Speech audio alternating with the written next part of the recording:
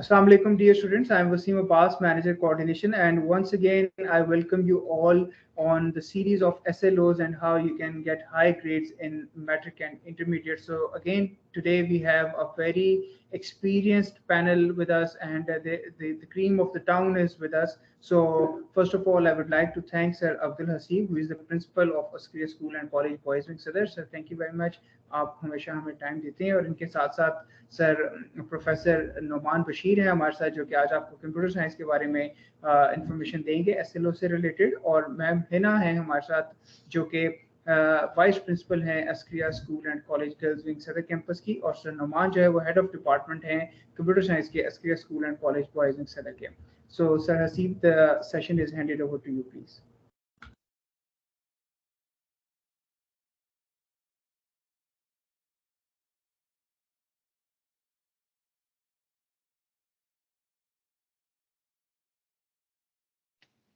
अस्सलाम वालेकुम dear students. जैसा कि हम इस वेबिनार के शुरू में आपको एसएलओस क्या हैं बेसिकली इसके बारे में बताते हैं, क्योंकि हर बार हमारे पास कुछ नए स्टूडेंट्स जो हैं वो वेबिनार में आते हैं। तो SLO means student learning objective, student learning outcome. कि आपने जब आप पढ़ते हैं तो आपने हासिल क्या किया, क्या चीज आपने अपने टीचर से गेट की, उस टॉपिक से गेट की और उसको कैसे अंडरस्टैंड किया, उसका नॉलेज, एक्यूरेट नॉलेज आपके पास जो है वो पहुंच गया कि नहीं पहुंचा, और तीसरी चीज उसको आप अप्लाई कैसे करते हैं। सो स्टूडेंट लर्निंग आउटकम हम इसको कहते हैं। दूसरी चीज जो इसमें आपने समझनी है, हमने जो वेबिनार की सीरीज रखी है ये इसलिए रखी है कि स्टूडेंट को इस चीज से आसानी दी जाए ज़हनी तौर पे कि वो ये ना समझें कि पता नहीं क्या चीज़ पेपर में आने लगी है, कौन सी मुश्किल चीज़ आ जाएगी, कौन सा आउट ऑफ सिलेबस पेपर आ जाएगा, कोई आउट ऑफ करिकुलम पेपर आ जाएगा जो आपसे पता नहीं हो भी सकता है कि नहीं हो सकता है। ऐसी कोई चीज़ नहीं है। यही बताने के लिए हमने ये जो वेबिनार की सीरीज है इसको शुरू किया है। और इसमें आप ये देखें कि जो बेसिक डिवीजन है फेडरल बोर्ड के पेपर की वो 3 हिस्सों पे मुश्तमिल है, एमसीक्यूज, एसआरक्यूज और ईआरक्यूज। तो ये पहले भी आपका पेपर ऐसा ही होता था, मल्टीपल चॉइस क्वेश्चंस। मसलन मैथमेटिक्स के पेपर में 20 आते हैं इंटरमीडिएट के अंदर, और कंप्यूटर साइंस के पेपर में 15 आते हैं, और फिजिक्स के पेपर में 17 आते हैं, केमिस्ट्री के पेपर में 17 आते हैं, इंग्लिश के पेपर में 20 आते हैं, उर्दू के पेपर में 20 आते हैं, वैसे ही हैं। So there is no difference कि एमसीक्यूज कोई नई चीज है। इसी तरह एसआरक्यूज जिस चीज को ये कह रहे हैं, शॉर्ट रिस्पॉन्स क्वेश्चंस, इसको नॉर्मली पहले जो तमाम स्टूडेंट्स पढ़ चुके हैं उसको शॉर्ट क्वेश्चंस कहते थे, जिसको आपने 3, 4, 5, 6 लाइंस में आंसर को देना होता था, और 2 मार्क्स या 3 मार्क्स इसकी जो है वेटेज होती थी। इसी तरह लॉन्ग क्वेश्चंस को यहाँ पे अब ERQs कहा जा रहा है, extended response questions. So there is no difference, वही पेपर है, वैसी ही चीजें हैं, इसलिए बिल्कुल इसमें आपने परेशान नहीं होना। हाँ, पेपर की डिवीजन अब जो 3 चीजें इसमें कॉग्निटिव डोमेन्स आपके लिए बताई गई हैं। कॉग्निटिव डोमेन कहते हैं आपकी जो इल्मी सतह है, तो उसमें से नॉलेज बेस्ड पेपर 30% आएगा, अंडरस्टैंडिंग बेस्ड पेपर 50% आएगा, और एप्लीकेशन बेस्ड पेपर 20% आएगा। So this is the basic division. पहले भी ये डिवीजन होती थी। हाँ, परसेंटेज में थोड़ा बहुत फर्क होता था, वो अभी भी होगा। अभी आप जब सर नोमान बशीर से और मैम हिना उस्मान से ये चीज समझेंगे तो थोड़ा बहुत फर्क आ रहा होता है। एग्जैक्टली उसको परसेंटेज में डिवाइड करना क्वेश्चंस को मुमकिन नहीं होता। इसी तरह जो आपके पेपर का डिफिकल्टी लेवल है वो भी फेडरल बोर्ड ने एक्सप्लेन कर दिया। उन्होंने कहा कि इजी 40% क्वेश्चंस आएंगे, मॉडरेट 40% क्वेश्चंस आएंगे, और डिफिकल्ट 20% क्वेश्चंस आएंगे। सो इट मींस कि एक एवरेज स्टूडेंट के लिए 80% पेपर जो है वो तो बिल्कुल नॉर्मल सा है, और 20% पेपर जिसको वो डिफिकल्ट कह रहे हैं तो वो आप चीजें अपने टीचर्स से समझ के तैयार कर सकते हैं और 100% पेपर में अटेम्प्ट अपनी कर सकते हैं। ये वही चीज जो अभी आपको मैंने बताई, इसमें एक चीज जो आपको लफ्ज लिखा हुआ नजर आ रहा है कि जब आप सॉल्व करेंगे क्वेश्चन पेपर को तो एक लफ्ज आपको लिखा हुआ नजर आ रहा है, वो है रूब्रिक्स। रूब्रिक्स जो हैं ये इनको कहा जा रहा है कि जब की बनती है पेपर की तो उसमें की बनाने वाले जो हेड एग्जामिनर्स हैं वो बताते हैं कि ये चीजें लिखी होनी चाहिए। उसमें कुछ की वर्ड्स होते हैं, टर्मिनोलॉजीज होती हैं, उनको रूब्रिक्स कहा जाता है। कि अगर आपसे किसी क्वेश्चन के बारे में पूछा गया है तो आप उसका बिल्कुल ही हट के कोई आंसर दे रहे हैं तो वो बिल्कुल मैच नहीं करेगा उस आंसर से जो कि डेवलप किया गया है पेपर सेटर ने या जो पेपर मार्क कर रहे हैं और उसके हेड एग्जामिनर्स ने। सो इट मीन्स कि आपको उसी डोमेन में रहते रह के इसका आंसर देना है। तो इसके लिए मैं समझता हूं कि आप अपनी तैयारी ट्रेन टीचर से करें, जो मैंने पिछली दफ़ा भी आपको कहा था। और हमारी ये टीम माशाल्लाह वेल ट्रेंड है, फेडरल बोर्ड से इन्होंने ट्रेनिंग भी ली हुई है, यहाँ पे भी हम ट्रेनिंग का बंदोबस्त करके रखते हैं। तो अब मैं ज़्यादा देर हाइल नहीं होऊंगा आपके, और सर नोमान को हम पहले दावत दे रहे हैं कि कंप्यूटर साइंस की SLO बेस्ड जो क्वेश्चन पेपर है उसकी एक्सप्लेनेशन आपको दें। और इसी के साथ साथ जो है वो मैं I am really thankful to sir Numan Bashir who is the head of department of computer science at Askaria school and college boys wing Saddar campus. Sir thank you very much for your precious time and the session is handed over to you. Jazakallah Wasim sir, thank you so much and assalamu alaikum to all the students. सबसे पहले तो जैसे sir नसीब ने आपको काफ़ी सारी चीज़ें एक्सप्लेन कर दी हैं about SLO based question papers कि SLO बेस्ड जब हम नाम लेते हैं तो अभी आजकल ये हो रहा है कि एकदम से स्टूडेंट्स के जहन में बहुत सारे क्वेश्चंस आ जाते हैं कि ये SLO बेस्ड क्या है, ये कोई मुश्किल चीज़ आ गई है, कोई पता नहीं एक नई चीज़ आ गई है जो कि पहले कभी नहीं हुआ करती थी फेडरल बोर्ड के अंदर। तो ऐसा बिल्कुल भी नहीं है। एक्चुअली तो ऐसा ही है कि जैसा क्वेश्चन पेपर आपका पहले था तकरीबन सिमिलर कुछ चीज़ें चेंजेस के साथ वैसा ही क्वेश्चन पेपर आपके पास मौजूद है। बस सिर्फ चेंजेस कुछ ये हैं कि हमने कुछ चीज़ों को टेक्निकल नेम्स दे दी।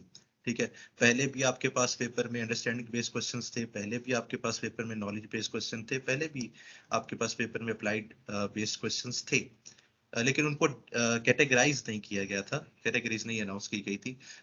तो मैं भी आपको कंप्यूटर साइंस के हवाले से थोड़ी सी गाइडलाइंस दे देता हूँ कि किस तरह से अगर आप नॉलेज बेस्ड क्वेश्चन किन को कह रहे हैं, अंडरस्टैंडिंग बेस्ड क्वेश्चंस किन को कह रहे हैं और अप्लाइड बेस्ड क्वेश्चंस जो हैं वो किन को कह रहे हैं, उस हवाले से थोड़ी सी गाइडलाइन मैं आपको प्रोवाइड कर देता हूँ। जैसे फॉर एग्जांपल सबसे पहले कंप्यूटर साइंस 1 की बात करते हैं। तो मैं थोड़ा सा एक्सप्लेन करता चलूँ नॉलेज बेस्ड क्वेश्चंस से क्या मुराद है या हम किन क्वेश्चंस को नॉलेज बेस्ड क्वेश्चंस कह रहे होते हैं। बेसिकली तो जो कह लें कि फैक्ट क्वेश्चंस होते हैं आपके, जो कह लें define this and what is computer science and what is software, what is hardware, differentiate between application software and system software, इस तरह के जो क्वेश्चंस जो कि आपको बिल्कुल स्ट्रेट फॉरवर्ड आपकी बुक के अकॉर्डिंगली दिए जाते हैं, those questions are known as knowledge based questions. ठीक है, जिनमें आपने किसी चीज की डेफिनेशन लिखनी होती है, उसकी एग्जांपल देनी होती है, किसी चीज को एक्सप्लेन करना होता है, उसकी एग्जांपल देनी होती है, वो आपके नॉलेज बेस्ड क्वेश्चन होते हैं। जैसे फॉर एग्जांपल ये मॉडल पेपर से मैंने एक क्वेश्चन लिया, define utility software language processor and device drivers. आप चूंकि फर्स्ट ईयर के लास्ट स्टेज के ऊपर है तो आपने पढ़ा है, ये फर्स्ट चैप्टर ही है आपका जिसपे एप्लीकेशन सिस्टम सॉफ्टवेयर की ये टाइप्स हैं आपकी, यूटिलिटी प्रोग्राम्स को एक्सप्लेन करें, नॉलेज लैंग्वेज प्रोसेसर्स को एक्सप्लेन करें, डिफाइन करें एंड डिवाइस ड्राइवर्स को डिफाइन करें। अब इस क्वेश्चन के अंदर तीनों की डेफिनेशन लिखने के 1-1 मार्क्स हैं। ठीक है, ये शॉर्ट क्वेश्चन है, एक नंबर की तीनों की डेफिनेशन और आपके 3 नंबर बनते हैं। तो नॉलेज बेस्ड क्वेश्चंस बेसिकली आपके जो डेफिनेशंस हैं या एक्सप्लेनेशंस हैं, जो स्ट्रेट अवे टॉपिक्स होते हैं आपके, उनकी जो एक्सप्लेनेशंस या डेफिनेशंस हैं उनको हम नॉलेज बेस्ड क्वेश्चंस कहते हैं। सिमिलरली मैंने आपको काफी सारी एग्जांपल्स दे दी कि आपको कहा जाए कि व्हाट इज बस टोपोलॉजी, तो आप उसको एक्सप्लेन करें, that is also knowledge based question. तो नॉलेज बेस्ड क्वेश्चन आपके इस तरह के होते हैं जो कि आपके इजीली आप अटेम्प्ट कर सकते हैं, उनको सॉल्व कर सकते हैं। ये पहली कैटेगरी जो आपने सर रसीब ने आपको बताई कि नॉलेज बेस्ड थी, आपके पास कैटेगरी होती है। कंप्यूटर साइंस 1 के हवाले से भी हम बात करें, 2 की एग्जांपल्स में भी आगे नेक्स्ट स्लाइड्स में जाके देता हूँ। फिर हम बात करें एप्लीकेशन बेस्ड की। एप्लीकेशन बेस्ड वो होती हैं जैसे लेट से आपने एक टॉपिक को अंडरस्टैंड किया, एक टॉपिक को पढ़ा आपने, उसको समझा आपने क्लास के अंदर। अभी जैसे यहाँ पर एग्जांपल है आपके पास, आपने टोपोलॉजीज वाला टॉपिक जो वो अच्छे तरीके से पढ़ा, उसकी डिफरेंट डेफिनेशंस देखी, उसकी एग्जांपल्स देखी, उसके साथ साथ आपने उसकी सारी अंडरस्टैंडिंग ली। अब आप ये देखते हैं कि अब यहाँ पर जो एक क्वेश्चन आपको एक्सप्लेन किया गया, दैट इज कि अब आपका एप्लीकेशन बेस्ड क्वेश्चन है ये। उसमें यह है कि आपकी ये सारी टोपोलॉजीज आपको गिवन है, आपने इनको कैटेगराइज करना है अकॉर्डिंग टू टू थिंग्स। दो चीजों की बेसिस के ऊपर इनको कैटेगराइज करना है। सबसे पहले on the basis of expense, ठीक है। अब आपको यहाँ पर चार टोपोलॉजीज बताएंगे, स्टार टोपोलॉजी, रिंग है, बस है, मेश है। इनको आपने एक्सपेंसिव वाइज, यानी एक्सपेंस वाइज कौन सी टोपोलॉजी सबसे ज्यादा एक्सपेंसिव है उसको आप ऊपर लिखेंगे, फिर उससे कम, फिर उससे कम और फिर उससे कम, यानी चार टोपोलॉजीज को आपने इस तरीके से कैटेगराइज करना है। जैसे फॉर एग्जांपल अगर मैं इसको एक्सप्लेन भी करता चलूं साथ साथ, तो एज वी नो कि मेश टोपोलॉजी हमारी सबसे एक्सपेंसिव टोपोलॉजी होती है। रीजन इसके हमारे पास काफी सारी वायर्स जो वो यूज हो रही होती है, उसके अंदर हमारी केबलिंग बहुत ज्यादा यूज होती है, जिस वजह से एक्सपेंसिव टोपोलॉजी कहलाती है। Then we have star topology, जिसमें चूंकि हमारे पास हब इन्वॉल्व हो जाता है, हब या स्विच इन्वॉल्व हो जाता है, तो उसकी एक्सपेंस कॉस्ट आ जाती है हमारे पास। Then we have bus topology, क्योंकि बस भी तकरीबन रिंग की तरह ही होती है, द रीजन इज कि इसमें साथ आप टर्मिनेटर्स भी इंस्टॉल कर देते हैं, तो that is an extra cost, और लास्ट में आपके पास रिंग आ जाती है। तो आप इस तरीके से चार टोपोलॉजीज को लिखेंगे कि पहले आपकी मेश आ जाती है, फिर स्टार आ जाती है, फिर आपकी बस टोपोलॉजी आ जाती है, फिर रिंग टोपोलॉजी आ जाती है। फिर इसी तरीके से आप सेकंड कॉलम को अगर देखें तो इसमें उसने पूछा है कि लीस्ट केबलिंग किस टोपोलॉजी में यूज हो रही है, सबसे कम केबलिंग कहाँ यूज होती है, उससे कम, उससे ज्यादा, फिर उससे ज्यादा, फिर उससे ज्यादा, सबसे ज्यादा कहाँ यूज होती है। तो अगर हम नीचे से शुरू करें तो सबसे ज्यादा आपको पता है मेश टोपोलॉजी में केबलिंग यूज होती है, ठीक है। फिर स्टार टोपोलॉजी है जहां पर आपको सबको हब या स्विच के साथ कनेक्ट करना पड़ता है, ठीक है। Then we have bus topology, और फिर रिंग टोपोलॉजी आ जाती है आपकी। तो इस तरीके से आपने कैटेगराइज करना होता है कि आपकी ये आपका एक क्वेश्चन एप्लीकेशन बेस्ड टॉपिक आपका वही था, ठीक है। आपने ये भी पढ़ा, हर टॉपिक में आप एंड में पढ़ते हैं कि कौन सी टोपोलॉजी ज्यादा एक्सपेंसिव है as compare to other topology. बस ये है कि उसको हमने एक अरेंज्ड फॉर्म में आपके साथ एक क्वेश्चन पूछ लिया, एक थोड़ा सा चेंज करके हमने क्वेश्चन पूछ लिया कि एप्लीकेशन बेस्ड में कि इन चीजों को कैटेगराइज करते हैं, इन चीजों के एक्सपेंस, इनके मुताबिक, एक्सपेंस के मुताबिक और केबलिंग के मुताबिक उसको कैटेगराइज करते हैं। ऑल्दो कि ये टॉपिक के अंदर आपने सारी चीजें पढ़ी हुई है कि किस टोपोलॉजी के अंदर केबलिंग ज्यादा यूज हो रही है, क्या इसका स्ट्रक्चर है, कैसे ये आप इसको मैनेज करते हैं, तो ये सारी चीजें वही है, लेकिन सिर्फ क्वेश्चन की कह लें कि नोयत चेंज करती है, बाकी चीजें वही सेम। तीसरी कैटेगरी फर्स्ट ईयर के स्टूडेंट्स के लिए अंडरस्टैंडिंग बेस्ड क्वेश्चंस। अब ये सिंपल यूं समझ लीजिए कि जैसे आपने किसी एक टॉपिक को समझा है, आप उसकी एग्जांपल को सॉल्व कर रहे हैं यहाँ पर, ठीक है। आपने उसकी एग्जांपल को सॉल्व करना है, तो ये एक अंडरस्टैंडिंग बेस्ड क्वेश्चन होता है। जैसे चैप्टर नंबर 7 में आपने नॉर्मलाइजेशन का कॉन्सेप्ट पढ़ा, ठीक है। आपने डेटाबेस पूरी पढ़ी, डेटाबेस के बाद उसको नॉर्मलाइज करने का कॉन्सेप्ट पढ़ा कि फर्स्ट नॉर्मल फॉर्म होती है, सेकंड नॉर्मल फॉर्म होती है, थर्ड नॉर्मल फॉर्म होती है, आपके कोर्स में 3NF तक, ठीक है। अब आपको क्या है, एक टेबल गिवन है जो कि अननॉर्मलाइज्ड फॉर्म में, ठीक है। आपको कहा गया है कि आपने इसके ऊपर तीनों रूल्स अप्लाई कर रहे हैं। 1NF में पहले इसको कन्वर्ट करें फर्स्ट नॉर्मल फॉर्म में, फिर उसी टेबल को सेकंड नॉर्मल फॉर्म में कन्वर्ट करें, और फिर जो सेकंड नॉर्मल फॉर्म में कन्वर्ट हो जाए तो उसको फिर आप थर्ड नॉर्मल फॉर्म में चेंज करें, ठीक है। तो ये आपका एक अंडरस्टैंडिंग बेस्ड क्वेश्चन है। सिमिलरली हो सकता है चैप्टर 7 से एक एग्जांपल और देता हूं आपको, कि आपके पास एक ER डायग्राम बनी हुई है, ठीक है। ER डायग्राम आपके पास बनी हुई है, वो प्रॉपर एक डायग्राम बनी हुई है, उसमें से आपको क्वेश्चन पूछा जाता है, लेट्स से आप इसमें से एंटिटीज फाइंड आउट करें, एट्रीब्यूट्स फाइंड आउट करें, रिलेशनशिप्स फाइंड आउट करें, रिलेशनशिप्स टाइप्स फाइंड आउट करें, ठीक है। और उसमें ये लेट्स से आपको ये भी कह दिया जाता है कार्डिनैलिटी और मॉडलिटी भी बताएं कि क्या है इसके अंदर, ठीक है। तो that is understanding based question, ठीक है। तो ये आपकी तीन कैटेगरीज है जिनकी मैंने आपको एग्जांपल्स यहाँ पे शो करवाई कि इस तरीके से आपके पास क्वेश्चन आते हैं। और ये जैसे मैंने पहले आपको कहा स्टार्ट करते हुए कि ये वही क्वेश्चन है जो आपके पास पहले भी पेपर में अपीयर होते थे, ठीक है। जस्ट हम कैटेगराइज कर रहे हैं कि ये वाला क्वेश्चन आपका अंडरस्टैंडिंग बेस्ड है, ये वाला क्वेश्चन आपका जो है वो एप्लीकेशन बेस्ड है, और ये वाला क्वेश्चन जो है वो आपका नॉलेज बेस्ड है। There is no big change, आपके पेपर पैटर्न के अंदर कोई बिगर चेंज नहीं है, पैटर्न भी वही है आपका, उतने ही क्वेश्चंस आपके पास अपीयर हो रहे हैं। जस्ट ये है कि हमने कैटेगराइजेशन कर दी है इन क्वेश्चंस की कि ये किस कैटेगरी में फॉल करता है और ये किस कैटेगरी में फॉल करता है। थोड़ा सा क्वेश्चन जो आपका अप्लाइड बेस्ड है उस पर ट्रिकी होता है। जैसे आपने ऊपर देखा कि आपको टोपोलॉजीज का टॉपिक था, उसमें आपने उसको लाइन अप करना था on the basis of expense and on the basis of least giving, ठीक है, लेकिन चीजें वही है, अंडरस्टैंडिंग आपकी वही है, बस क्वेश्चन को अंडरस्टैंड करना ये एक बड़ा मेजर पार्ट होगा आपके क्वेश्चन पेपर को सॉल्व करने के हवाले से, कि आप कैसे क्वेश्चन पेपर को सॉल्व करते हैं। उसके लिए सबसे ज्यादा जरूरी ये होगा कि आप क्वेश्चन को रीड कितना अच्छा करते हैं और क्वेश्चन को गेट कितना अच्छा करते हैं, कितना अच्छा आपने समझा है क्वेश्चन को, ये मेन चीज। अगर आपको क्वेश्चन समझ में आ गया तो फिर उसको सॉल्व करना बड़ी आसान सी बात हो जाती है, उसमें कोई ऐसे प्रॉब्लम नहीं रहती। तो क्वेश्चन को अंडरस्टैंड करना जरूरी होगा यहाँ पर आपके लिए। Take your time, question paper को अच्छी तरीके से रीड कीजिए और उसको समझिए कि वो आपसे क्या डिमांड कर रहा है क्वेश्चन, ठीक है। अच्छा, यहाँ पर इसके बाद सेकंड ईयर के स्टूडेंट्स की बारी है, तो हम फर्स्ट ईयर के स्टूडेंट्स में से अगर किसी ने कोई क्वेश्चन पूछना हो तो प्लीज आप पूछ सकते हैं। फर्स्ट ईयर के स्टूडेंट्स अगर कोई क्वेश्चन पूछना चाहें।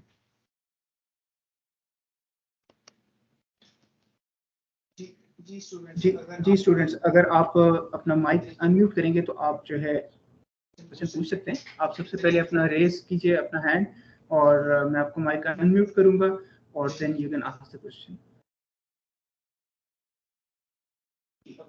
जी, अब्दुल मनान है इस वक्त, उन्होंने हैंड रेज किया। अब्दुल मनान, मैं आपका माइक अनम्यूट कर रहा हूँ।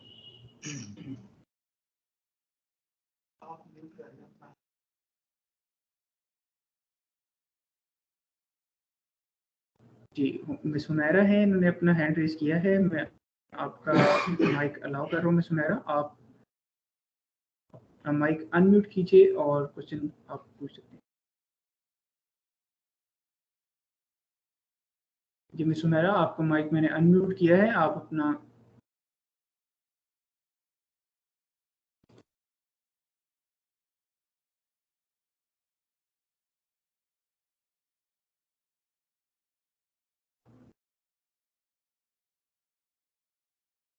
Okay, so let's carry on. अगर हम सेकेंड ईयर के हवाले से बात करें, जैसे भी मैंने फर्स्ट ईयर के आपको एग्जांपल्स दी, नॉलेज बेस्ड, एप्लीकेशन बेस्ड और अंडरस्टैंडिंग बेस्ड की, सिमिलरली सेकेंड ईयर के स्टूडेंट्स में भी चीजें वही हैं। जैसे मैंने आपको डिफाइन कर दिया, नॉलेज बेस्ड क्वेश्चंस वही होते हैं जिसमें लेट्स से आपसे कोई डेफिनेशन पूछी जाती है, कोई डिफरेंशिएशन पूछी जाती है, what is this and what is operating system, what are the types of operating system, define operating system, briefly describe the functions of operating system. These are the example of knowledge based questions, ठीक है। जैसे भी यहाँ पर एक question पे लिखा हुआ है, briefly write down 3 functions of an operating system, ठीक है। अब इसमें कोई आपसे एक्स्ट्रा चीज नहीं पूछी कि वही चीज पूछी कि जो बुकिश नॉलेज है, जो बुक के अंदर आपको डिफाइंड है, जो टॉपिक आपको डिफाइन किया गया था उसी में से आपसे चीज पूछी गई, तो इसको हम नॉलेज बेस्ड क्वेश्चन कहते हैं, ठीक है। जैसे आपके सेकंड ईयर की बुक का फर्स्ट चैप्टर है ऑपरेटिंग सिस्टम के हवाले से, उसमें से ये क्वेश्चन आया हुआ है, write down 3 functions of operating system. Similarly आ जाए, explain any 3 types of operating system, ठीक है, और explain any type of operating system. तो ये जो नॉलेज बेस्ड क्वेश्चन आपके कहलाएंगे, या किसी टाइप का आपको नाम दे दिया जाए, let's say explain batch processing operating system, ठीक है, या explain the multi processing operating system. तो इस तरह के जो क्वेश्चंस होंगे वो आपके नॉलेज बेस्ड क्वेश्चंस कहलाते हैं, जो कि बड़े सिंपल और स्ट्रेट फॉरवर्ड क्वेश्चन होते हैं। जो आपने बुक से नॉलेज लिया हुआ है उसी नॉलेज को आपने एक्सप्लेन करना होता है, उसमें उसको राइट डाउन करना होता है अपने पेपर के ऊपर। तो ये आपका फर्स्ट कैटेगरी आ जाती है। सिमिलरली अगर हम अंडरस्टैंडिंग बेस्ड क्वेश्चंस की बात करें, तो चूंकि सेकंड ईयर में आपकी काफी सारी प्रोग्रामिंग है, जो आपने C++ लैंग्वेज पूरी पढ़ी, उसमें से क्वेश्चंस आपके पास आ सकते हैं। जैसे फॉर एग्जांपल अब इसमें से वो कहता है कि rewrite the following program segment using conditional operator. अब आपको इफ एल्स का प्रोग्राम दिया हुआ है, ठीक है, और इसको कहा गया है कि इसको कन्वर्ट करें इनटू कंडीशनल ऑपरेटर, इसी प्रोग्राम को कन्वर्ट करें यूजिंग कंडीशनल ऑपरेटर। तो आपको पता है कि कंडीशनल ऑपरेटर बिल्कुल एज इट इज काम करता है जैसे आपका इफ एल्स काम कर रहा होता है, जस्ट सिंटैक्स का डिफरेंस है, ठीक है, कि आपने कंडीशन लिखी, क्वेश्चन मार्क डाला, और उसके बाद फर्स्ट कंडीशन और जो फर्स्ट स्टेटमेंट, उसके बाद फिर आप सेकंड स्टेटमेंट को लिख देते हैं।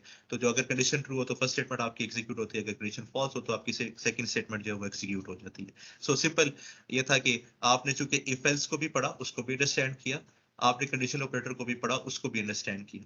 तो आपसे दोनों को मिलाकर एक क्वेश्चन ये पूछ लिया जाए कि क्या लेट्स से कंडीशनल ऑपरेटर में क्वेश्चन गिवन होता है, उसको कहा जाता है इफ एल्स में चेंज करें, या इफ एल्स में क्वेश्चन गिवन होता है, प्रोग्राम एक गिवन होता है, उसको कहा जाता है कि कन्वर्ट करें इनटू कंडीशनल ऑपरेटर। सिमिलरली ऐसे भी हो सकता है कि आपको फॉर लूप का एक प्रोग्राम दिया हुआ, उसको कन्वर्ट करना हो इनटू व्हाइल लूप या इनटू डू व्हाइल लूप, ठीक है। तो इसी तरह वाइल का दिया उसको डू वाइल में कन्वर्ट करें, इस तरह के क्वेश्चंस आपके पास अपीयर हो सकते हैं। They are known as understanding based questions, कि आपने सारी चीजों को अंडरस्टैंड किया हुआ है, अब आप इनकी कन्वर्जन भी तो आनी चाहिए आपको, जो आप कर चुके हैं बेसिकली। तो इसमें भी कोई ऐसा कह लें कि कोई रॉकेट साइंस नहीं है, सिंपल ये है कि आपने चीजों को अंडरस्टैंड किया हुआ था, बस उन्हीं को हम मिक्सअप कर रहे हैं, उन्हीं को हम कंबाइन कर रहे हैं, आपने कन्वर्जन दे दी एक टाइप से दूसरी टाइप की तरफ, ठीक है। तो ये आपके अंडरस्टैंडिंग बेस्ड क्वेश्चंस हो गए।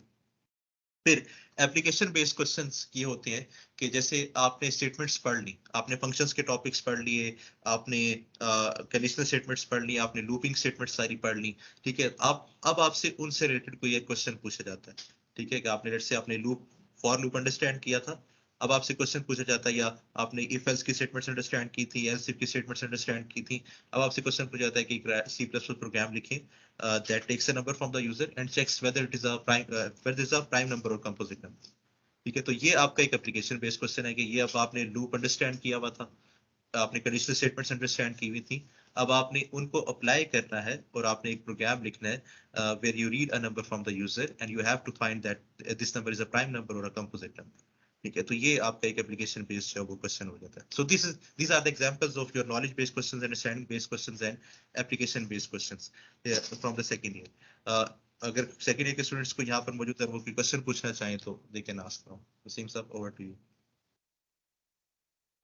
जी डियर स्टूडेंट्स, अगर आपको क्वेश्चन पूछना चाहें तो प्लीज आप क्वेश्चन कह सकते हैं, अपना क्वेश्चन पूछ सकते हैं। अपने आप रेज कीजिए अपना हैंड, मैं आपको माइक अनम्यूट करूंगा and then you can ask the question. जी स्टूडेंट्स, जो बच्चे क्वेश्चन पूछना चाहते हैं सर नोमान से, he is present today, head of department computer science, Askaria school and college boys in Saddar. Sir thank you very much for your precious time. आपने आज वक्त निकाला बच्चों के लिए और डेफिनेटली स्टूडेंट्स को बहुत इन्फॉर्मेशन मिली होगी। मोहम्मद शुएब हैं इस वक्त हमारे पास, उन्होंने हैंड रेज किया। शुएब, मैं आपको माइक अनम्यूट आपको माइक अलाउ करूँ, आपने माइक अनम्यूट करना है और उसके बाद जो है बातचीत कर सकते हैं। आप प्लीज अपना माइक अनम्यूट कीजिए और अपना क्वेश्चन पूछ लीजिए प्लीज।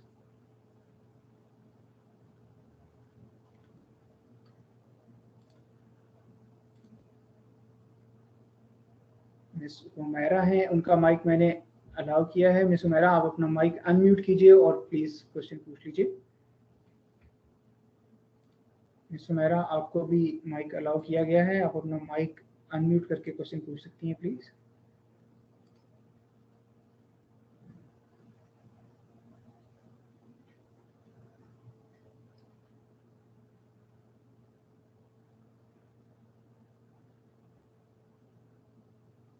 सैयद मोहम्मद हाशिम है हमारे पास। मैं हाशिम आपका माइक अनम्यूट कर रहा हूँ, आप अपना माइक प्लीज अनम्यूट कीजिए और क्वेश्चन पूछ लें।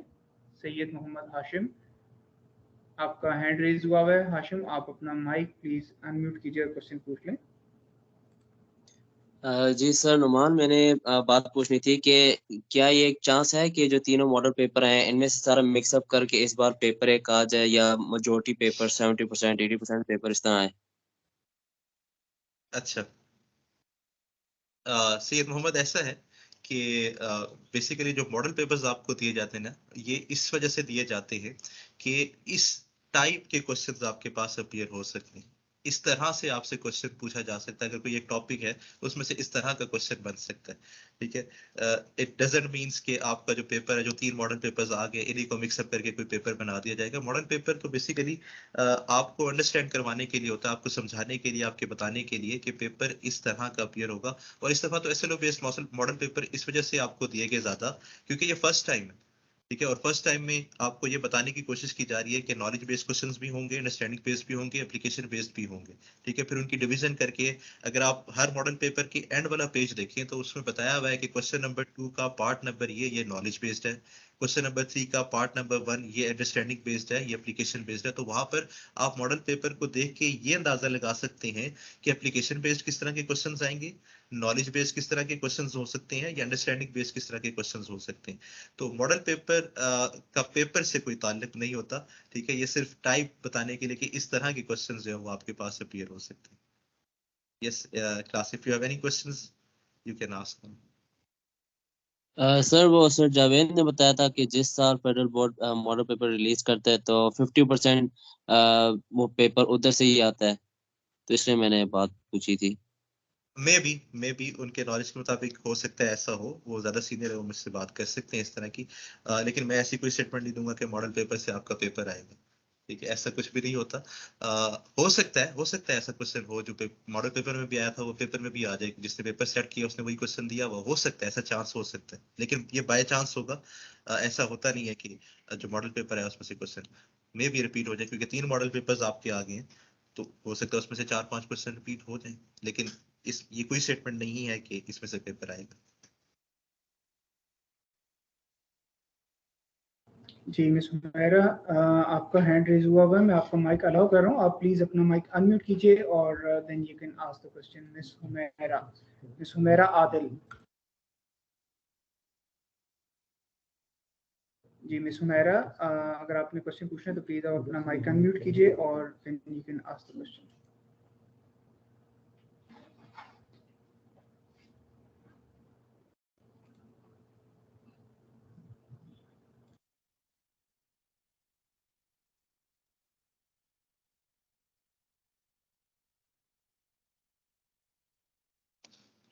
ओके जी, so that is it, thank you so much. Wasim साहब, आपका भी शुक्रिया और आप सब बच्चों का भी शुक्रिया सुनने के लिए। उम्मीद है आप लोगों को कंप्यूटर साइंस के हवाले से एसएलओ बेस्ड जो मॉडल पेपर है वो समझ में आएगा। थैंक यू सो मच जी, अल्लाह हाफिज।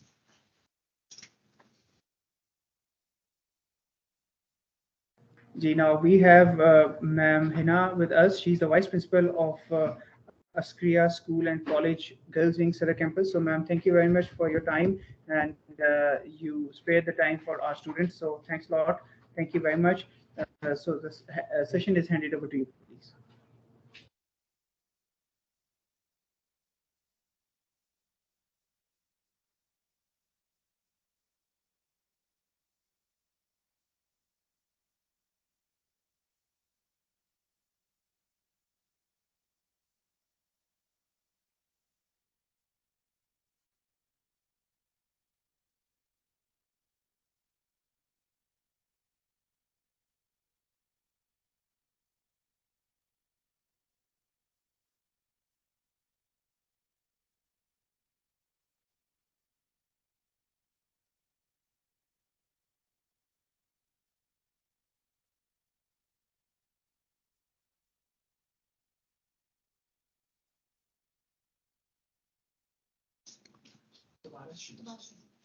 Assalamu alaikum students. Now we are going to discuss the SLOs regarding English. In the start, I just want to share a few things with students, as we are not the native speakers of English. So the common problem is that we have not a very good grip on grammar. And unfortunately, students are not practicing those things. So that's why they are thinking that SLOs are some sort of monster or alien things. They are not familiar with them. But I want to tell you that you all are practicing these things from very early grades. Only now we are giving them the names and we have to practice them. So let's discuss about the SLOs of English paper. We start with the division of marks. Your paper is divided into 3 parts. Knowledge-based questions. These will be of 32 marks, 27.4%. What are the knowledge-based questions? Knowledge-based questions are those regarding your theme, central idea, development of story, transitional devices, dialogue, all these things. Dear students, luckily we have our chairman with us. So here we have Sir Mohammad Wahid, who is the chairman of the Skill Education System. So he wants to discuss a few things with you. So, sir, hand it over to you, please.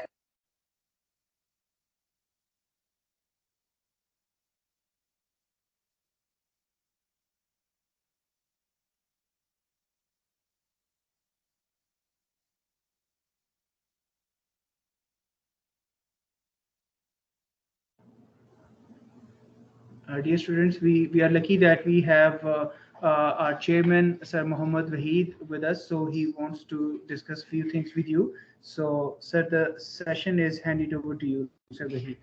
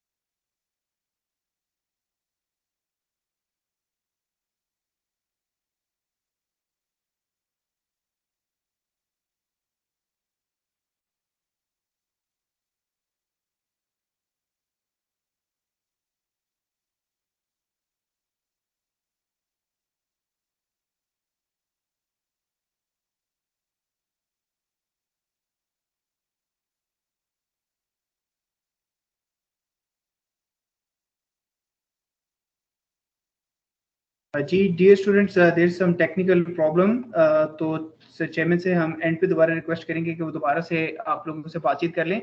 Just जो message है chairman का आप सब बच्चों के लिए वो ये है कि आप सबसे पहले बुक से तैयारी करते हैं, अपनी बुक का सिलेबस कंप्लीट करते हैं, उसमें से टेस्ट सीरीज अटेम्प्ट करते हैं, अपने टर्मिनल एग्जाम अटेम्प्ट करते हैं, और उसके बाद आप अपने मास्टर पेपर्स देते हैं जो प्री बोर्ड और बाकी चीज़ें देते हैं। इसके साथ साथ अगर आप मॉडल पेपर्स भी तैयार कर लें तो that is equally better for all of you. आप तमाम मॉडल पेपर जो आप अटेम्प्ट करना चाहें वो जरूर अटेम्प्ट करें, और उसमें से भी चांस है कि वहां से भी पेपर आ जाए। तो मॉडल पेपर्स को भी जरूर तैयार कीजिए, और उससे आपकी तैयारी भी बेहतर हो जाएगी। और अगर कोई चीज आपकी मिस हो गई है तो डेफिनेटली आपके सामने आ जाएगी कि आपने ये टॉपिक मिस कर दिया था, और वही क्वेश्चन आपके सामने आ जाए। तो this was the message. So ma'am Hina please carry on. Thank you very much.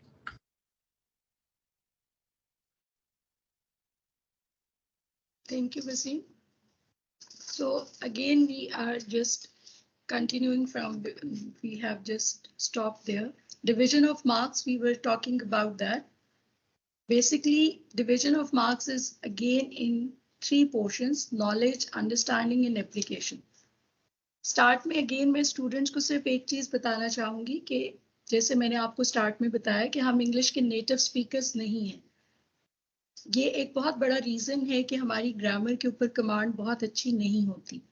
बहुत सारे वो बच्चे जो उर्दू मीडियम से पढ़ के आते हैं और उसमें अभी तक उन्होंने ऐसे पढ़ा होता है कि वो टेक्स्ट को पढ़ते हैं, याद करते हैं, मेमोराइज करते हैं और क्वेश्चंस के आंसर कर देते हैं। उनके पास सेल्फ एक्सप्रेशन स्ट्रांग नहीं होता।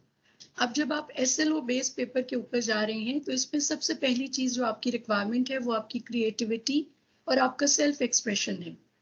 इसी चीज को हम डिस्कस करेंगे कि एक तरफ तो हमारे वो स्टूडेंट्स हैं those who want to score good marks in English above 90, how they can prepare their paper, और हमारे वो students those who are not unfortunately good in English and they just want to save their supply in English, उनको इस SLO को कैसे लेके चलना है और वो इन दोनों के दरमियान बैलेंस कैसे करेंगे।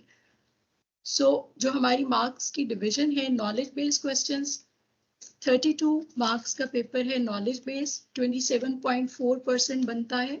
इसमें आपकी theme, story development, transitional devices, dialogue, ये सारी चीजें जो आपके नॉलेज में होती हैं ऑलरेडी। देन अंडरस्टैंडिंग बेस है, 59 मार्क्स का क्वेश्चन आपके पास आएंगे जो अंडरस्टैंडिंग बेस होंगे, और ये 50.4% आपके पास बनता है। अब अंडरस्टैंडिंग में आपके पास plot, theme, setting, vocabulary, phrasal verbs, idioms, these all things which you are already dealing with, ये आपके understanding based questions बनेंगे। Then we are moving towards the application based questions. Whatever knowledge and understanding you have to apply that. जैसे आप कोई भी knowledge सीख लेते हैं, कोई स्किल सीखते हैं, जब आप उस स्किल को अप्लाई करते हैं तो वो एप्लीकेशन कहलाती है। इसी स्पेस के ऊपर आपके इंग्लिश के पेपर में जो नॉलेज और अंडरस्टैंडिंग आपके पास है, जब आप उसको अप्लाई करेंगे तो वो एप्लीकेशन बेस्ड क्वेश्चंस बनेंगे। और एप्लीकेशन बेस्ड क्वेश्चंस में आपकी समरी स्किल्स हैं, how to write a summary, how to write a letter, a report, essay writing, these all are your application based questions.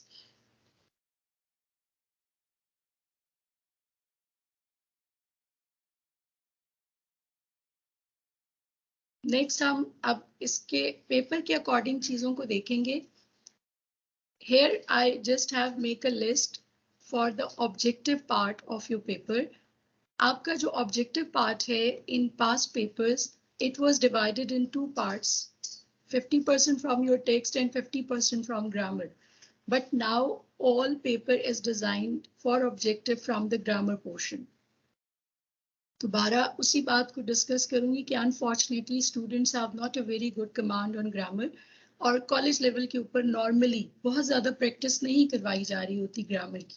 लेकिन अब क्योंकि SLO बेस्ड पेपर है तो you have to focus on grammar a lot. Objective में अब ये जो listing हुई हुई है, if you already have prepared these things then definitely you will be able to attempt your objective paper.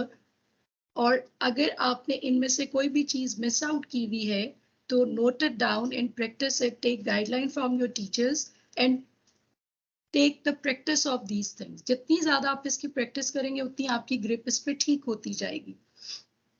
Objective में सबसे पहले आपके पास टेंसेस हैं, the spinal cord of any language, आपके टेंसेस होते हैं, ये आपके ईच एंड एवरी एरिया में वर्क करेंगे, whether you are writing an essay, you are writing a question answer or letter or any expression. If your tenses are not strong, तो definitely आपका expression जो है वो इतना impressive नहीं होगा, and because it is a language paper, तो आपके marks जो हैं वो गलत tense usage पे भी कटेंगे.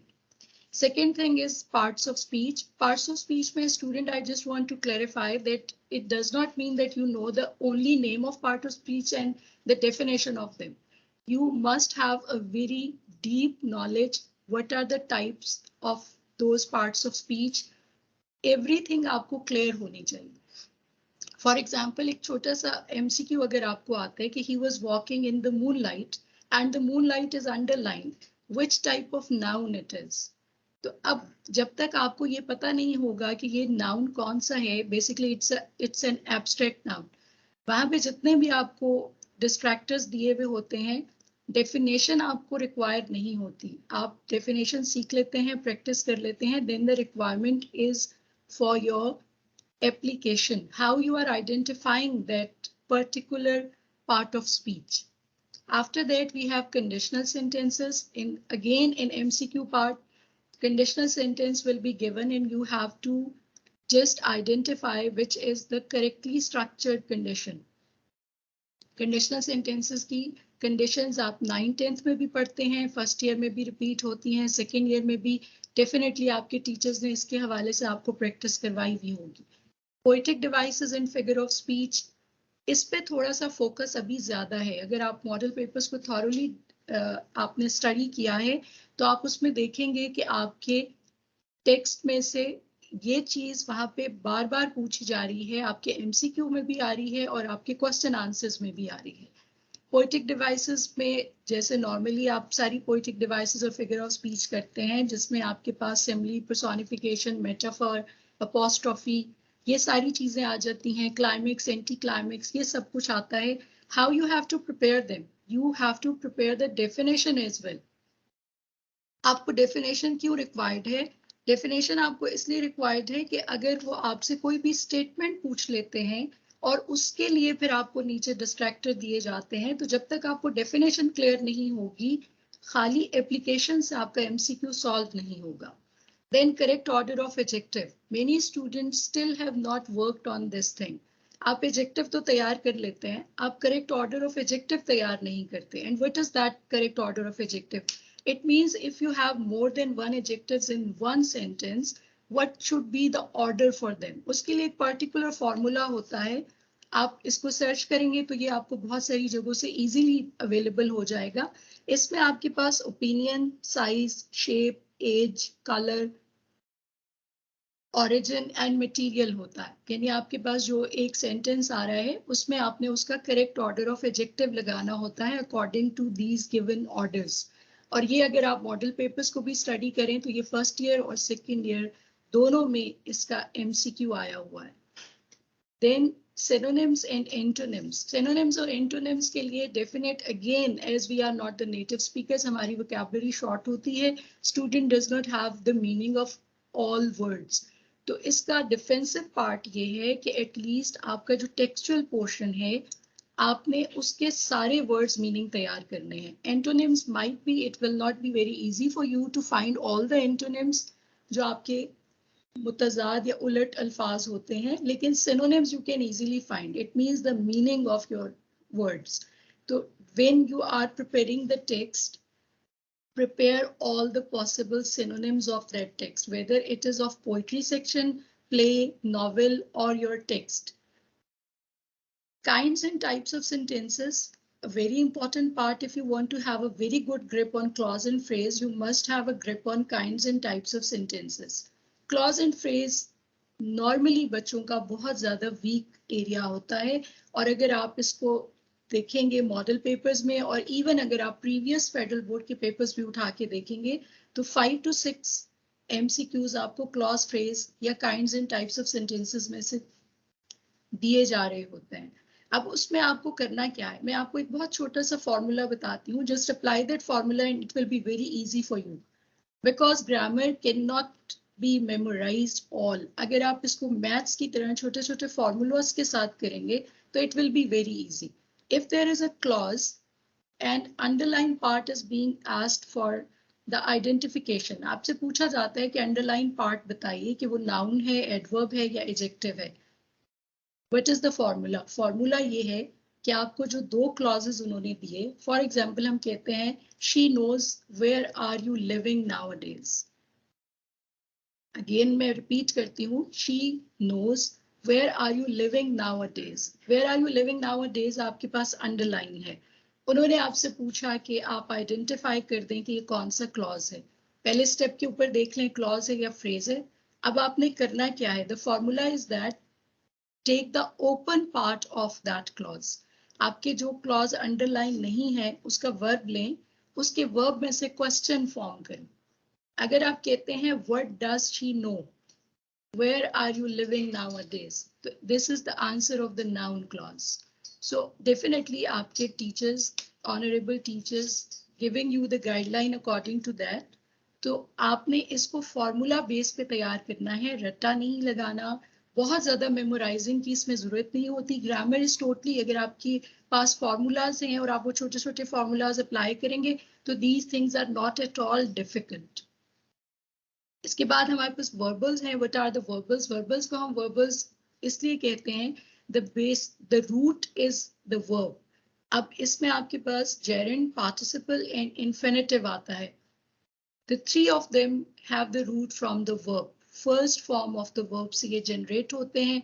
That is why they are being called the verbals. Gerund, participle और infinitive भी आपको model papers में मिलेंगे. Again and again इनका usage भी आएगा और ये आपको practice से इसके ऊपर grip आ जाएगी. Objective part में for first year and second year, even for metric grade, आपके पास inference एक चीज आ रही है. What is the inference? Inference means the outcome and result. They are going to give you any statement and you have to understand that statement. अब आप उससे क्या result निकालते हैं? जो भी statement वहां पे वो दे रहे हैं उसके बाद वो आपको उसके according distractors दे रहे हैं. उसको inference कहेंगे कि what the student is getting from that particular statement. That is called the inference. ये आपकी knowledge और application based दोनों चीज बनती है कि आपने उसको पढ़ा, उसको अंडरस्टैंड किया, कंप्रीहेंड किया और फिर आपका आंसर क्या आ रहा है. ट्रांजिशनल डिवाइसेस, सेकेंड ईयर के स्टूडेंट्स की जो टेक्स्ट बुक है, page number 106 and 107 have a detailed chapter about transitional devices. If you are just going through that and memorising all those cases how you are using transitional devices, already आप अपने expression में transitional devices use कर रहे होते हैं जो join कर रही होती हैं आपके फ्रेजेस को, आपके क्लॉजेस को और आपके वर्ड्स को. These are called the transitional devices. बहुत सारी चीजें बच्चों को नाम नए लग रहे होंगे but these are not the new names. You are already practising them. Only unknown practice कह लें कि आपको उनके नेम्स नहीं पता थे. यूज ऑफ अपॉस्ट्रोफी, apostrophe के particular rules होते हैं. how to put the apostrophe, if you know the rules आप easily ये MCQ attempt कर सकते हैं. elements of play में आपके पास plot, setting, characters ये सब कुछ आ जाता है. इनकी भी you have to memorize or learn the definitions, because whenever if the question is in your play, from your play or from your novel, first you have to write the definition of that particular part. आपसे characterisation का significance अगर पूछ लिया जाता है तो first you have to tell what is the characterisation, how it develops the story and how vital part it plays in play और novel. उसकी डेफिनेशन लिखने के बाद आप टच करेंगे उसका जो भी एस्क क्वेश्चन है उसके हवाले से. सो आपको यहाँ पे डेफिनेशन जरूर याद करनी है. फॉर्म्स ऑफ लिटरेचर, ऊपर मैंने एक चीज मिस कर दी है, यॉनरास हैं.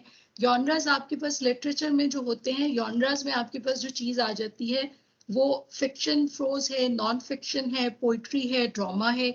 और फॉर्म ऑफ लिटरेचर में यही चीजें मजीद डिटेल से आ जाती हैं. फैंटेसी है, साइंस फिक्शन है, बायोग्राफी है, नॉवेल है, ट्रेजेडी है.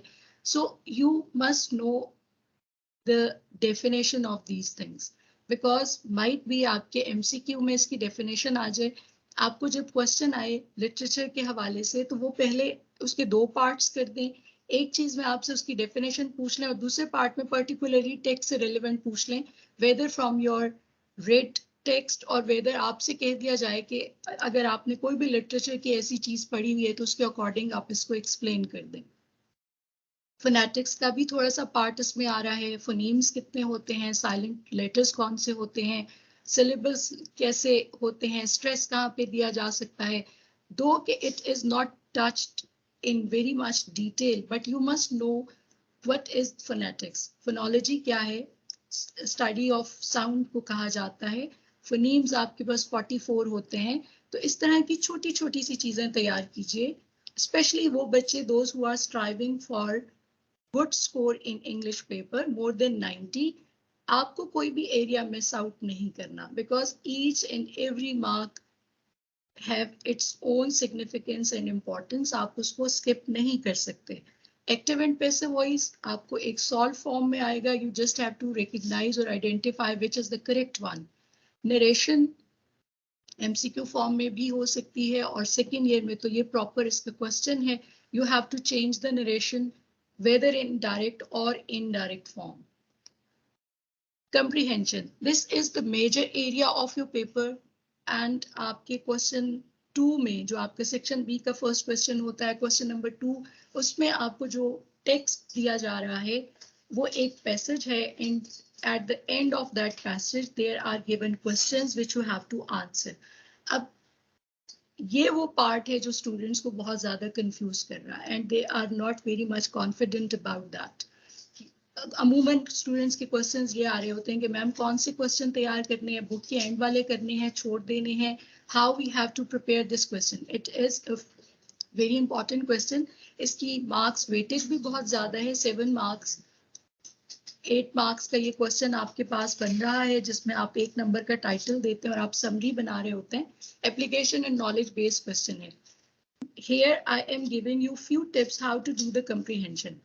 आपने एक काम तो ये करना है कि all the text which is included in your book, just learn the summary of that chapter. उसकी summary जरूर तैयार कर लें, लेकिन जब आपको एक particular passage दिया जाएगा तो all summary will not be applied on that particular passage. उसमें उसके अपने main points होंगे. What you have to do, अमूमन ये होता है कि जब आपको एक comprehension का passage दिया जाता है, students are reading the passage first, then they are going towards the questions. आपने ऐसे नहीं करना. You have to read the given questions first. आपने पहले questions पढ़ने हैं before reading the paragraph. उससे क्या होगा, when you are reading the questions, आपके mind में automatically stored information उसके साथ connect होती है, that whether I know this question, I have an idea about the answer, and after that when you are reading or starting reading the paragraph, it will be very easy to find the answers. So go for this practice and you will feel the difference that for comprehension, you have to read the questions first, then you will go for the reading of the given paragraph. How you are going to make the summary of that particular passage which is given. And please do not worry about that this particular passage will be of your prescribed Federal Board book or it will be from Balochistan book, whatever passage is there. What you have to do, you have to read that, understand that, and you have to answer the questions. Synonyms of difficult words. Already I told you that whatever text you are preparing, prepare the synonyms of all difficult words. So from the passage, difficult words must be rephrased. Rephrasing of the given sentences when you are marking the answers from the given passage, do not copy paste. I repeat, do not copy paste, otherwise you will lose your marks. You just have to rephrase the given lines and write them after rephrasing and after changing the words into synonyms. If you do not know the synonyms of all words, try maximum which you can change.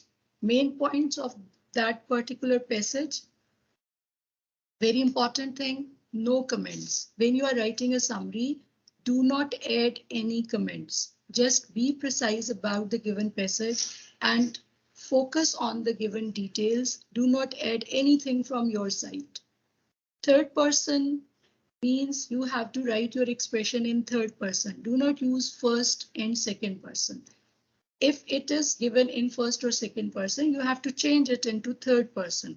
Word limit. It is very important. Students are very much confused and again asking questions. Ma'am, how much lengthy summary should be?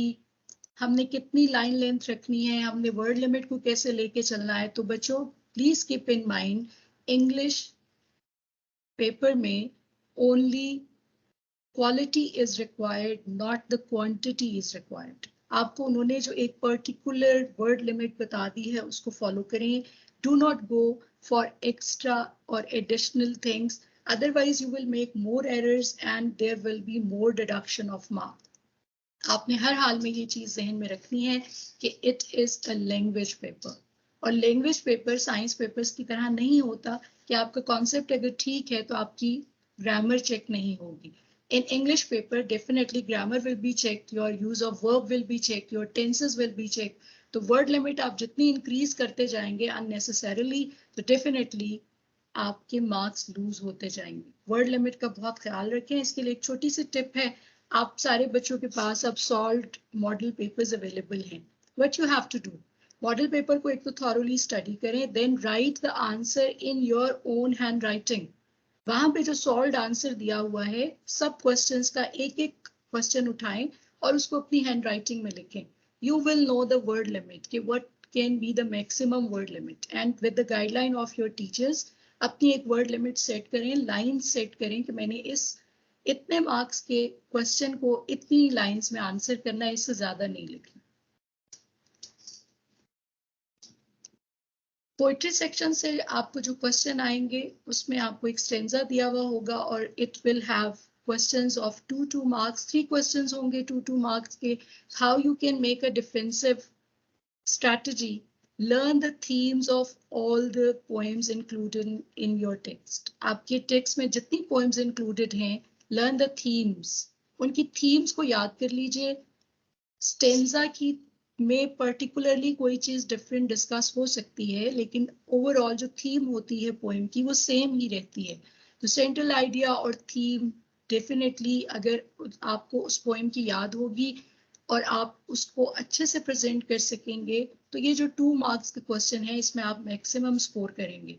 Poetic devices, already we have discussed that you must have to practice and learn those poetic devices. उनको identify करना आपको आना चाहिए, because they can ask any question कि which poetic devices has been used in the given stanza, और आपको उसको identify करना है. राइमिंग स्कीम, इसका अगेन फॉर्मूला होता है जो डेफिनेट आप बच्चों ने सीखा हुआ होगा कि वो पूरी पोएम की राइमिंग स्कीम से रेलेवेंट नहीं होता. The stanza which is giving to you, whether it is of 4 lines, 6 lines और 8 lines, formula will be started from the letter A. आप राइमिंग वर्ड्स को लेटर देते जाते हैं, ए बी सी, जैसे जैसे वो वर्ड्स सेम होते जाते हैं, उनकी साउंड सेम होती है, वो सेम लेटर लेते जाते हैं, और एंड में आपके पास एक राइमिंग स्कीम तैयार हो जाती है. It will be of A B B और C C. It is very easy and it gives you full marks 2 out of 2. तो इसको बिल्कुल भी ऐसे नहीं छोड़ें कि राइमिंग स्कीम में अगर आप कंफ्यूज हो गए, you can not understand even a single letter आपने गलत लगाया तो आपकी राइमिंग स्कीम गलत हो जाती है. Ideas, what ever the ideas the poet has discussed in the poetry, uske liye you should have a good command and grasping of the concepts. So there are very few poems in your text, 6 poems in your prescribed textbook, और अगर आप इसके साथ additional तैयारी करना चाहते हैं तो बलूचिस्तान बोर्ड की 6 poems आप इसके साथ तैयार कर लें, तो आपके पास चॉइस वाला सेगमेंट भी कंप्लीट हो जाता है. और उसमें जब आप उसके सारे आइडियाज को भी अंडरस्टैंड कर लेते हैं और याद कर लेते हैं, तो डेफिनेटली ये जो 2 मार्क्स के क्वेश्चंस हैं इसमें आप कोई मार्क्स लूज नहीं करते. इम्प्लाइड और स्टेटेड, ये वर्ड्स अगर वहां पे यूज हुए हो तो स्टूडेंट को इससे कंफ्यूज होने की जरूरत नहीं है. Implied means when the idea is not directly said in the given statement. Poet जो भी बात कर रहा है उसने डायरेक्ट उस चीज का नाम नहीं लिया, आपने टेक्स्ट को पढ़ने के बाद आइडेंटिफाई किया कि this is about this particular thing, that is called the implied.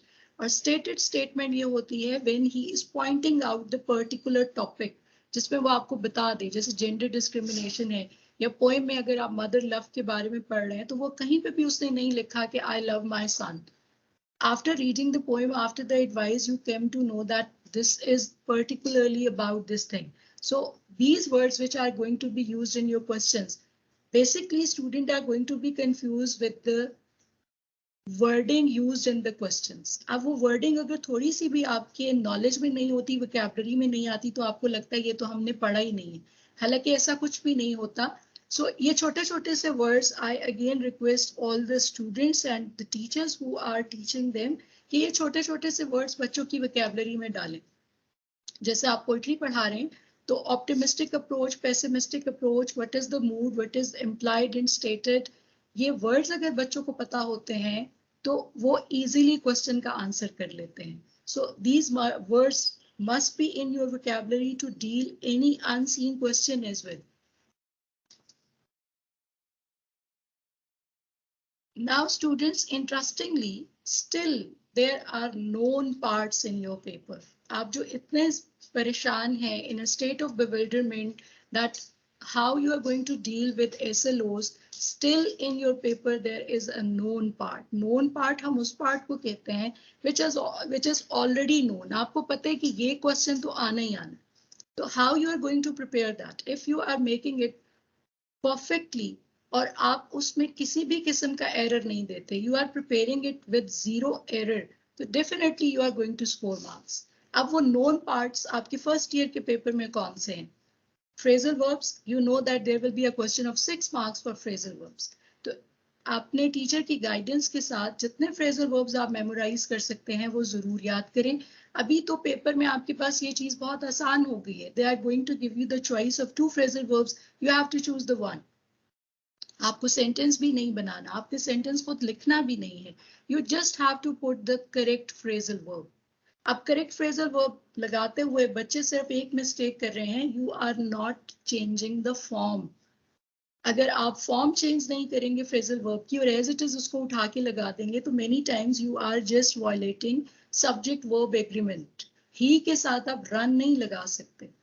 You must have to change it into runs और रैन. आप सेकेंड फॉर्म देंगे या उसमें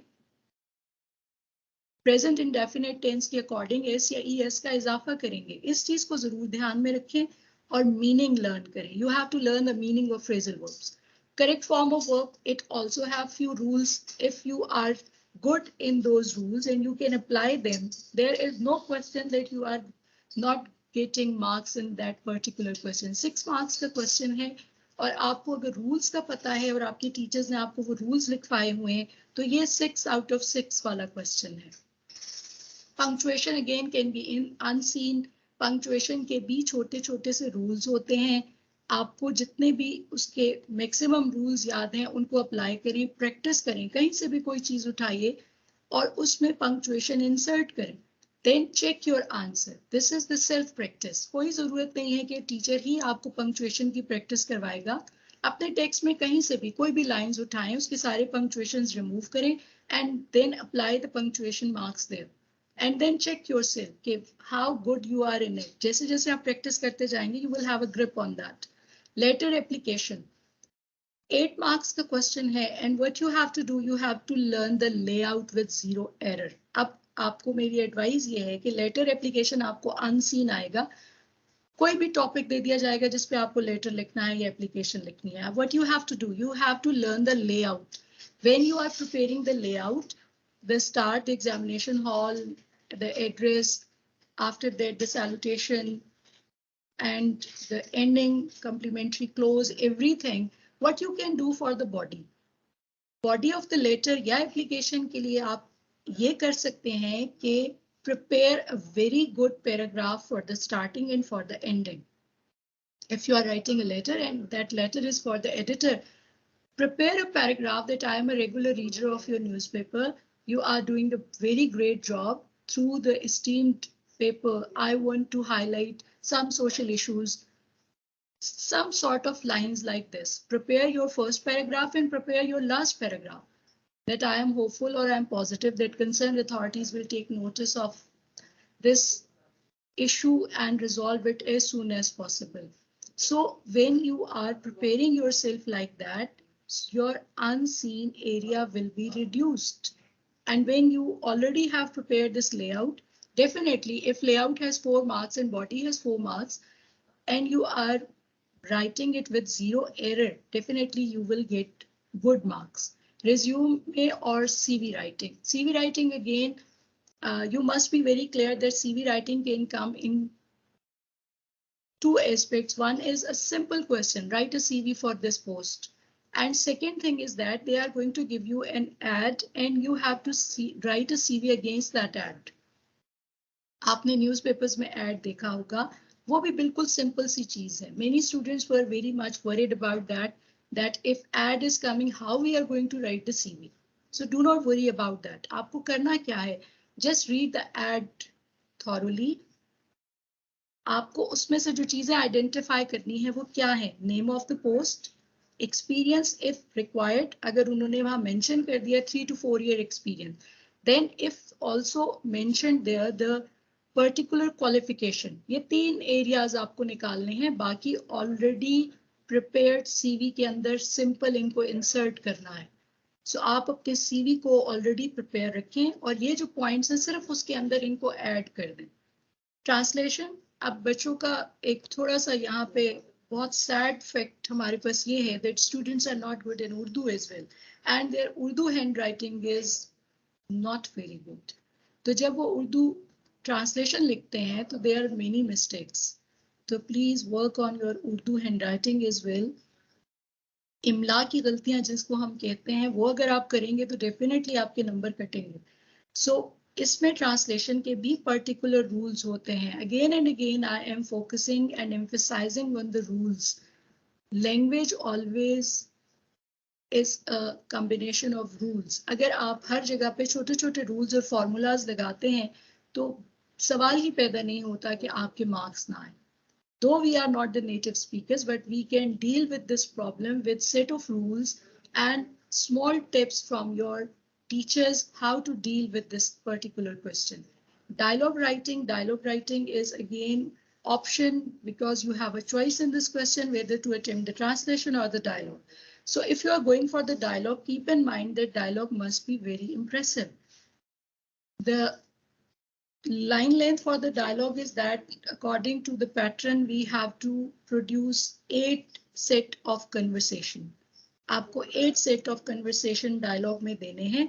तो स्टूडेंट इसमें गलती क्या करते हैं? They are starting the dialogue with अस्सलाम वालेकुम, वालेकुम अस्सलाम. Ma'am 1 set of conversation. Last is goodbye, good. This is not the set of conversation. You must have to add some dialogues or some discussion in that along with assalamu alaikum or hi when you are writing that. So if you are going for the dialogue, you must have some knowledge about that particular dialogue, good sentences, and try not to give any grammatical error in that because it is also a question of 8 marks. And if you want to get good marks in that, you have to work a lot. Second year known parts are idioms. You can learn the idioms. Idioms can be in your objective part as well and in your subjective paper as well. It will also be of very great importance if you know the idiom. It can be, this question can be molded whether you have to make the sentence or whether you have to put the correct idiom in the given blank. आपको दोनों तरह से question को attempt करना आना चाहिए और दोनों सूत्रों में what a student have to do, you have to learn the meaning of the idiom. If you know the meaning of the idiom, you can easily use that idiom whether in the blanks or whether you have to make your own sentences. Correction of errors is a very vast area because it includes all the areas of your grammar, whether your parts of speech, your punctuation, your active, passive, conditional sentences, everything included in your correction of error. It also have a set of rules how to apply correction of errors. For example, I'm telling you only one rule. There are many rules. Definitely your teachers has told you. If there are 3 pronouns in one sentence, they must be correctly ordered according to grammar. And the formula is 2, 3, 1. Means if you have 3 pronouns in one sentence, he, I, and you. So what should be the order of the sentence? The correct order will be second, third, and first. First, you will use the second person, then you will use the third person. After that, you will use the first person. So if you are not making this correction, according to grammar, your sentence will be wrong. After that, report writing, again the same. If you are preparing the layout of a report writing perfectly with zero error, no doubt that you can get maximum marks in your report. Report writing has the bullet points. You just have to focus on that bullet points and just explain them. Do not go for the table and the graph if you have not a good command on that. Otherwise, you yourself will affect your marks in that. Sometimes ऐसा होता है कि बच्चा बहुत अच्छी report लिखता है लेकिन वो ग्राफ और टेबल गलत बनाता है जिसकी वजह से डेफिनेटली उसके मार्क्स इफेक्ट होते हैं. Essay writing, you have to put quotations in essay. Few points for the essay. You can start an essay with a quotation, but never end an essay with a quotation. Because a quotation is always decoding. आपको उसको explain करना होता है. And if you are ending an essay on a quotation, it means your essay is to be continued. So quotation से start जरूर ले लें essay का, लेकिन उसको end quotation पे नहीं करें. Relevant quotations उसमें ऐड करें, but do not give too much quotations. ये ऐसी एग्जाम्पल मत बनाएं जैसे आप टीवी पर ड्रामा देखते हैं तो एड्स बहुत ज्यादा होते हैं और ड्रामे के छोटे छोटे से पार्ट्स होते हैं. तो students are doing this thing with the essay कि वो बेतहाशा quotations डाल देते हैं. After 4 or 3 lines there is a quotation. It will lose the effectiveness of your essay. आपको प्रॉपर मटेरियल उसके अंदर देना है. जो बुलेट पॉइंट्स जो आउटलाइन उन्होंने आपको दी हुई है उसको एक्सप्लेन करें और उसके अकॉर्डिंग कोटेशंस को ऐड करें. Maximum 4 or 5 quotations are well enough.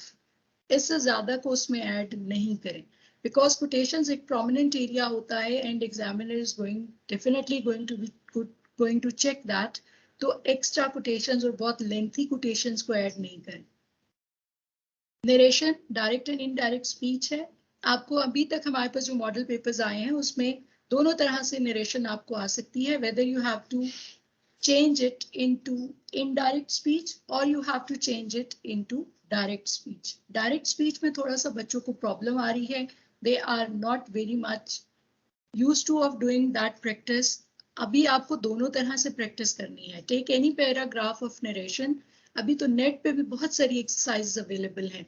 Because this is the peak time of the session. आपका सिलेबस खत्म हो गया है. You are moving towards the pre-board exams. The students are complaining that we don't have much practice of these things. So how you can tackle this problem? आप internet से consult करते हैं तो जो भी आपका गिवन टॉपिक है उससे रिलेवेंट आपको वहां पे एक्सरसाइजेस मिल जाती हैं with solution. So first solve that by yourself and after that check yourself how correct you are.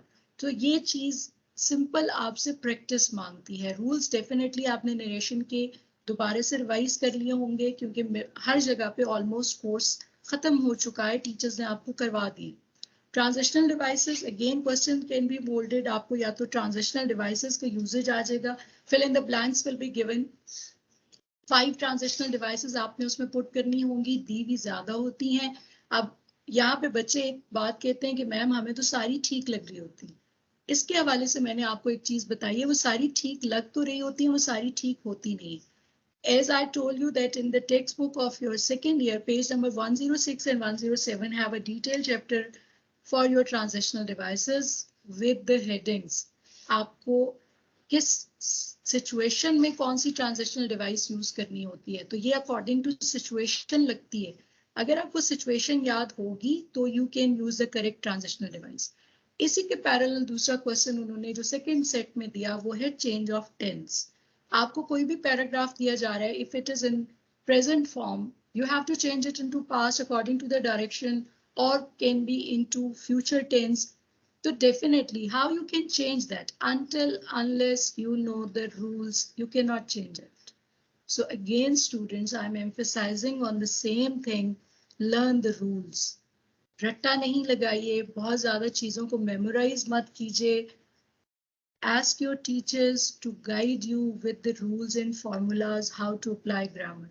Grammar technical होती है, आपके फॉर्मूला बेस के साथ चलती है, रूल्स के साथ चलती है. अगर आप उसके अकॉर्डिंग उसको लेके चलेंगे तो no doubt you can attempt your paper in a very good manner. Final note, of your English paper. What you have to do a very good practice of all those areas which we have discussed in the session. आपको grammar का paper अभी आपका about 80 to 85% paper grammar में से आ रहा है.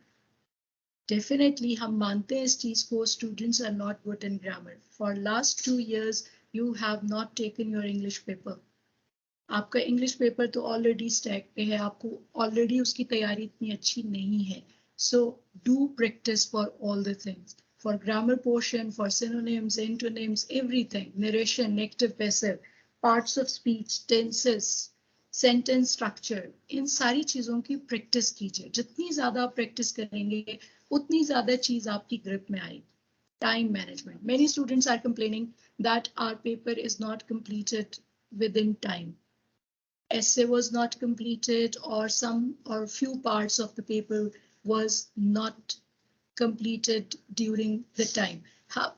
For this, we have a complete lecture or a session for time management as well. So यहाँ पे मैं आपको बहुत short से करके बताऊंगी कि आपने अपने time को मैनेज कैसे करना होता है. फॉर एग्जाम्पल अगर आपको 4 मार्क्स का एक क्वेश्चन लिखना है तो it should not take more than 3.5 minute. आपने स्टॉप वॉच के साथ घर पे अपने पेपर को अटेम्प्ट करने की प्रैक्टिस करनी है कि मिनिमम टाइम आप कितना दे रहे हैं पेपर के लिए. A good attempted paper always have time for rereading. अगर एक स्टूडेंट के पास रीरीडिंग का टाइम नहीं बच रहा पेपर में तो इट मीन्स कि उसकी टाइम मैनेजमेंट ठीक नहीं है. Focus on known areas. If you are still confused, bewildered and anxious about SLOs, then first focus on the known area of your paper, which I have explained in this session for you. कि आपके known areas कौन से हैं. अगर आपके known areas तैयार हैं तो definitely आपका anxiety level कम हो जाएगा और आपको एक confidence आएगा कि ये सारे areas तो मेरे तैयार हैं. Comprehension के लिए मैंने आपको tips दे दी. जो unseen part आएगा, how you can deal with that. अगर वो unseen होता है तो 90% chances are there that it will be from your own prescribed book. वो भी आप अगर ऑलरेडी समरी तैयार की हुई है आपने तो you can easily attempt that question. Presentation matters a lot in your paper and in your English paper as well. अगर आप presentation के ऊपर focus करेंगे, आपका paper beautifully present होगा, it definitely affect your marks. So these are the key points to attempt your English paper. And in the last, I just want to say that you can do it. You all can do it, and do not be afraid of the SLOs. They are not any alien or monsters. You all are practicing them before. You just have to name them and practice them again.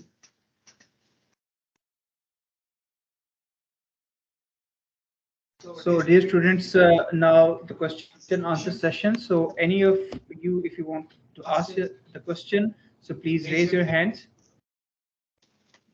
अपना hand raise कीजिए ताकि आपका mic जो है वो मरियम मंसूर है, इन्होंने hand raise किया. मैं आपका माइक मरियम अनम्यूट कर रहा हूँ, आप प्लीज अपनी बातचीत कर सकती हैं.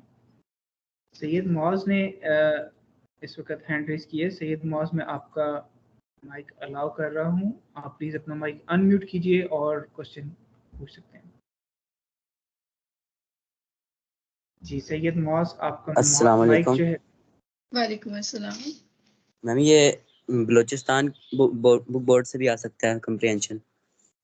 बेटे अभी तक हमारी जितनी भी डिस्कशन है, जितने भी सेशंस हुए हैं उसमें अभी आपके लिए जो चीज़ मैंने आपको बताई कि 90% चांसेस आर देयर कि आपकी जो प्रिस्क्राइब बुक है उसमें से ही पैसेज आएगा.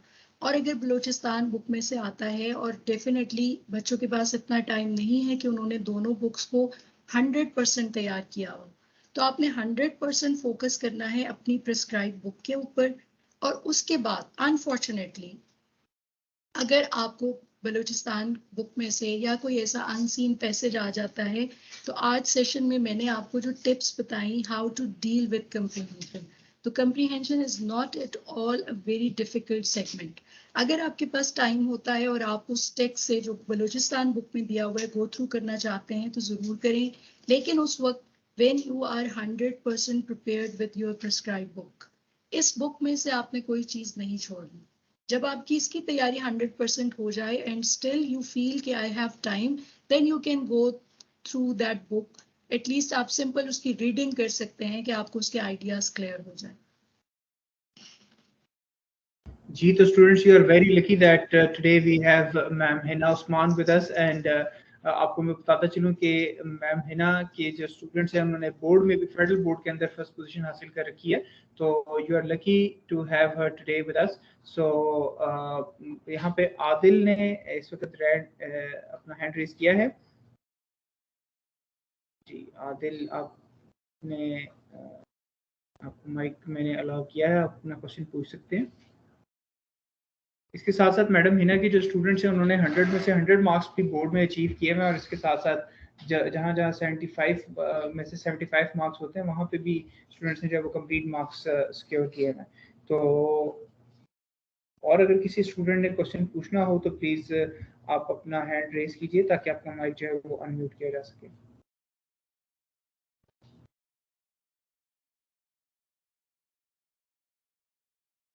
So, Ma'am Hina, thank you very much for your precious time, and once again, thanks a lot for the time you spared for the students.